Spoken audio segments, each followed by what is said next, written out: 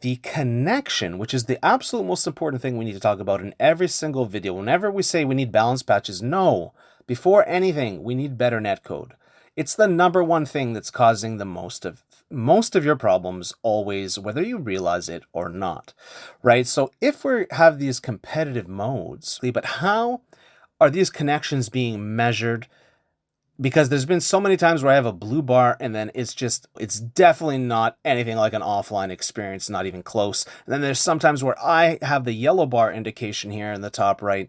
It's like offline experience. That's rare, but it has happened. So clearly this thing is not measuring things properly. It's DontLoseToFear, and we have another amazing video here for you today. Naruto Storm Connections, online ranked fights for your enjoyment. Guys, we're going to be talking about how rank works in Naruto Storm Connections and all things pertaining to ranked. So here you can see 13,000 versus 13,000 BP. We both have a blue bar. We're both in this rank session, and we both have a bit of a streak going. So is that how it works? It matches you up with people of your skill level. So it's interesting, right? A person would think that, oh, this person and me are of the same skill level, when in actuality, that person could be significantly stronger than me, and I could be significantly stronger than them. It doesn't seem that way. The numbers all add up and the math is mathing, right? So it's very interesting that that is the case. And yes, technically, this person actually is really good and is a skilled player. And the game is matching me up with an appropriate opponent. Usually, that BP just doesn't matter at all. A lot of times, you might have 7,000 BP and you're matched up with someone who has 18,000 BP. I have had, 13,000 BP before, or 14,000 BP, and it's matching me up with someone with 27,000 BP. There's actually a hidden skill rating, a hidden matchmaking rating, a hidden number there that you don't see. That's your real skill level. The easiest way to understand this is rating yourself out of 10, right? In terms of how strong and how good you are at Naruto Storm Connections. Are you a 10 out of 10 Shinobi or Ninja? Or are you a beginner? Are you a 1 out of 10? Are you like an average player that's like a 6 out of 10? Are you above average at a 7 out of 10? Are you a 7.5 out of 10? Are you an 8 out of 10? Are you an 8.5, a 9, a 9.5, right? If you're a 6.5, you might never ever play, and you probably will never ever play an 8 out of 10 or higher. You'll never play the 8s, the 8.5s, the 9s, the 9.5s, the 10s. Interesting.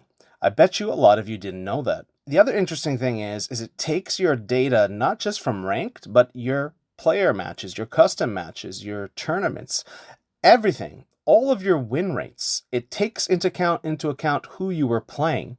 And then it will basically say, okay, you're a 7.8, we'll say, right? Or say keep it into 0.5s. You're a 7.5. And we're basically trying to see, are you going to go down to a 7 or a 6.5 or a 6? Or are you going to go from 7.5 to an 8? You're 7.5. Fight a couple 8s. See what happens. Oh, you beat 5 8s in a row? Here's an 8.5 player. Why don't you fight this player? Wow, you beat them too. Well, here's another 8.5. Okay, we're going to put you right up to 9 now, right? And all of a sudden, you went up. You kind of graduated or leveled up, right? So that is something to consider, something interesting. Although it isn't really done on that system, I don't believe, although it does seem like that system makes a lot of sense, and it's a good way to explain things, just to bring it down to the bare bones and basics of the situation so everyone can understand. But really, it's more like a system like in Overwatch, where you'll have a rating out of basically 5,000, right? And if you're like above 3,000, you're an exceptional above average player, right? Like you get into the 83rd percentile and higher, or like an 83 out of 100 and higher. Master players are even more, right? Like 90% or higher and that kind of thing. And then there's top 500 players, which are the 1% of the 1% of the 1%. So if a really skilled player goes onto an alternate account, you will quickly rank up and be fighting mainly only strong players, because the system does something really well in that it will not, if the person that's playing on that account is the same person, and that person is always trying their best and that person is always using teams that they're good at, that, you will never ever fight a beginner or a person that's not as good at the game. And I think that's what this game does really well, is that no one can really pick on beginners or average players unless they're purposely like lowering their skill level until they come and meet these people, and then they kind of bully them, which I don't know any way around that, and I don't know how that would work out, right? So I think that that actually probably is still possible. I don't know, because I've never done that. I've never tried that. It appears that as long as I pretend to play well, or poorly, sorry, eventually I'll be able to just play people that are not as good at the game, right? And then people could be bullied that way. So I think that the system could do a better job where it incorporates more the battle points, or BP, and the performance of the player, not just the performance of the player, because that bullying can still go on, right? The other thing is, why am I fighting like the strongest players in the world at 13,000 BP, right? And all the people that are super, super, super strong at 13,000 BP, like, why am I only fighting those players? It never gives me like a moderate player or a weak player. It only gives me a strong player. And I'm not complaining about that, but the math just doesn't add up. I've seen a lot of people with over 20,000 BP that I would say are not as skilled as me, but I have to fight super skilled people, much more skilled than that person that, say, has 22,000 BP, right? It just doesn't make sense. So there's something there with the math that isn't adding up. So that's kind of how ranked works. It takes all those metrics into account and all that. The way it used to work is that you used to be able to just pick players, and something that people think now is like, okay, before, people just used to get BP and rage quit, right? Like in past games, and there'd be all these fake accounts, but I mean, there's still fake accounts. There's still people boosting at higher levels. There's still people that easily, would get to higher levels without really earning it. I don't know exactly how they did it, but there's still loopholes, and there's always been loopholes in all of the games for that kind of thing. So it's pretty peculiar. I don't know, to me, I could be wrong, but I think in like a Street Fighter, in the Street Fighter, or Overwatch or something else like that, that doesn't really happen as much. The other thing is I think that there should be penalty for leavers. If they leave the first time, it should be 15 minutes. They can't play for 15 minutes. If they leave the second time, they can't play for an hour. If they leave the third time, it's 4 hours, and then 8 hours, and then 2 days, and then 3 days a week, and so on, right? There really needs to be that disincentivizing them to not do that kind of behavior, because it's the only way you can change behavior, right?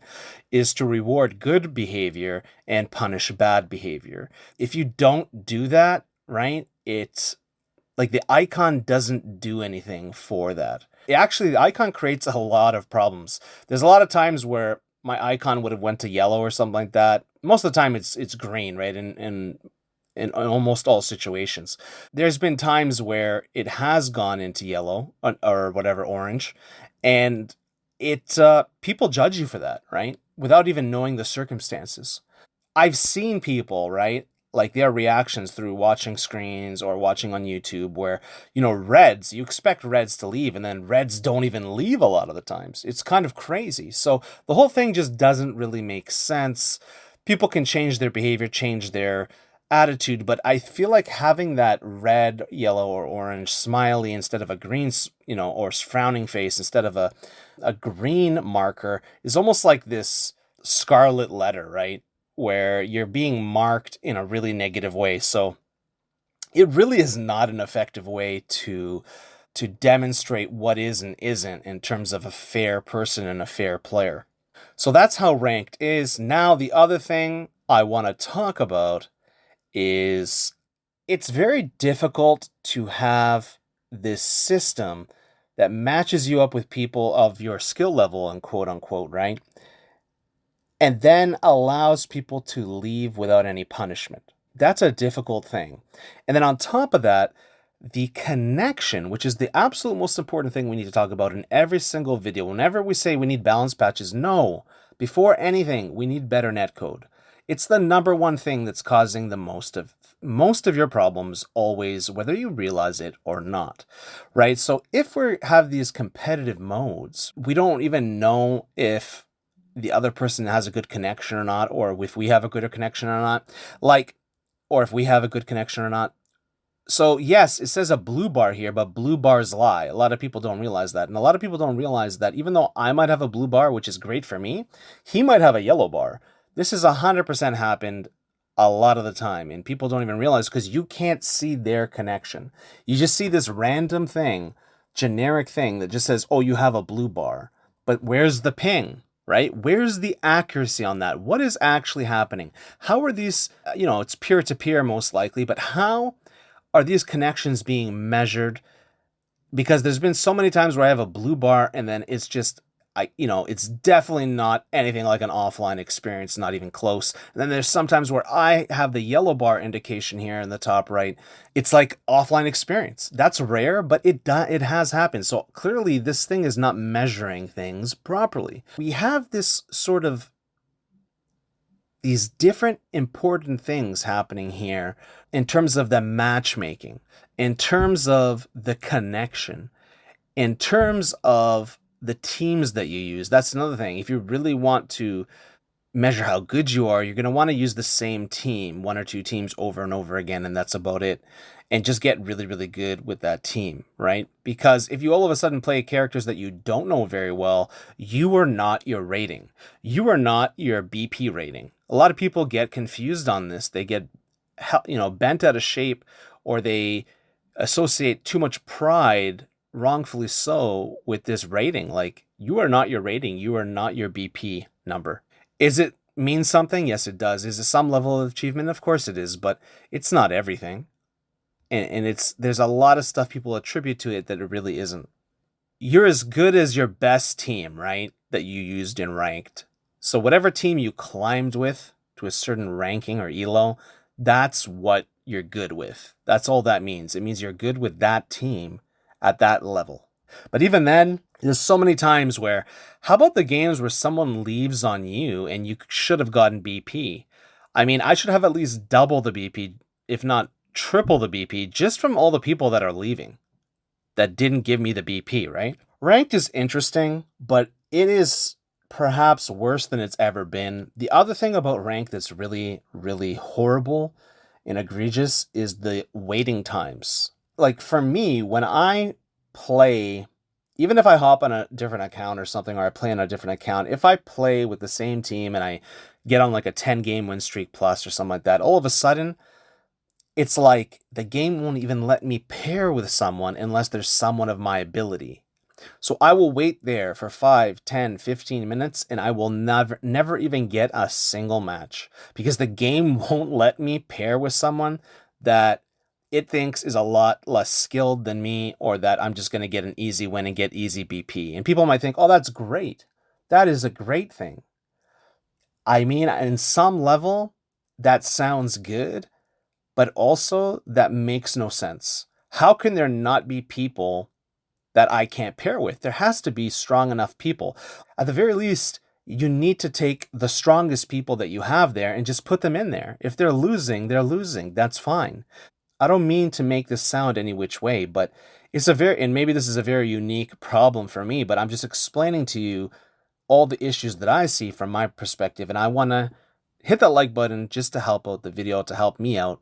I really appreciate that. And then leave a comment on any of the things in here. I'll try to put chapters up to help you out, but it's a very interesting thing. The point is that the ranked was never really good, but at least it was more enjoyable. At least I could find matches. Not being able to fight at all, not being able to find matches is a problem. At the end of the day, no one wants to sit in a lobby, twiddling their thumbs, doing absolutely nothing, waiting for a game. Give me the next best thing. It doesn't have to be, that I can only play with the top 50 best players or whatever. That's ridiculous. That doesn't even make sense. It doesn't make any sense. It's very frustrating. It's very weird for me. And that's part of the reason why I can only do custom matches, is the game literally won't let me play it, And I've said all of this, but always remember the worst thing is the connection. We need to somehow, organize ourselves and get a better connection so that we can just have that flawless internet connection online. So many different games have a flawless connection, if not close to it, and we're so far from it. It's so unreliable, and it's just gotten worse after the patch. So it may have gotten better at selecting people for you to fight, but there's a couple people that I know are really strong that I can fight, and it won't even let me, when I do play those people in a custom match, it is the worst lag we've ever had ever. And I've had over 2,000 games with this individual, right? A friend of mine.